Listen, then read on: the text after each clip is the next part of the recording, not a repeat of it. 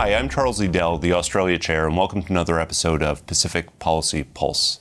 Today, I'm thrilled to be joined by Congressman Joe Courtney, who's here to talk with us today about AUKUS and the year forward. Thanks so much for joining us today. Sure. No, it's a pleasure. CSIS has been obviously just a huge ally in terms of the effort on Capitol Hill, which, again, was quite successful. Tell us actually why you're in the building today, what it is that you're doing. So we're going to have a roundtable to talk about sort of Congress and its interaction with AUKUS, which is actually critical. If you go back and look at the plan that was released in March of 2023, which is, very ambitious, asking the U.S. to do things that it's never done before with its submarine fleet and critical technologies. It was pretty clear from that moment that only Congress could really create the legal pathways to actually make that possible. It was a tall order, honestly, if you look at just sort of the history surrounding very tight controls that we've put on these types of technologies. And it got done. And it got done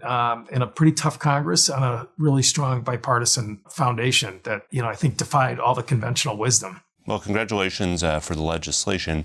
That was what we did. What are we going to be doing? What's the legislative agenda that you really see in the next Congress for AUKUS in particular? Clearly, as far as Pillar 1 is concerned, the need to, again, keep investing in growing our industrial base, which is really a national enterprise. The fact is that the construction of submarines involves thousands of parts and pieces that really need to happen all across the country. So, we started back in 2018 with investing in the submarine industrial base, which is a separate appropriation than procurement for actual construction of subs. $6 billion has been already appropriated. We already have FY26 requests from the Navy, which we'll be taking up this year, which is an additional roughly $3 billion. Those are big numbers, but we need to do this to execute the Pillar 1 area that's there.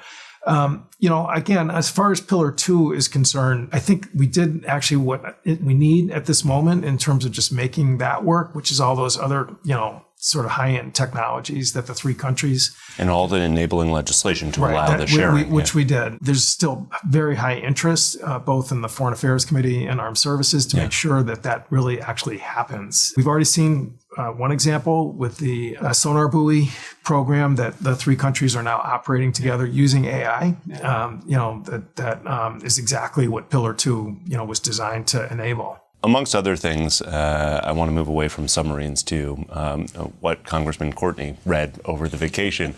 We ask everyone who comes on. I'm just curious, what's on the bookshelf? My Christmas treat was The Wide, Wide Seas by Hampton Sides, which, again, I hadn't even heard of, and it could not put it down. And actually, it does have a heavy Indo-Pacific focus because of the travels of Captain James Cook. Kevin Rudd's book, The Avoidable War, I think is really an important primer for Americans, particularly to read, because it really sort of explains, the security environment and what's changed, which for a lot of people in the U.S. is still kind of a mystery. So, and it's well written and easy to read. The last one is actually the trilogy that Nigel Hamilton wrote about. The Command and Control trilogy of FDR. Which I think, really, if you look at where the U.S. is right now in terms of foreign policy challenges in Europe, as well as the Indo-Pacific and how, FDR navigated it, I actually think it's just an incredibly useful story. It's also just, I think, a brilliant piece of writing that Hamilton did there.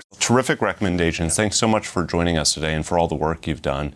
And thanks, everyone, for tuning in to another episode of Pacific Policy Pulse.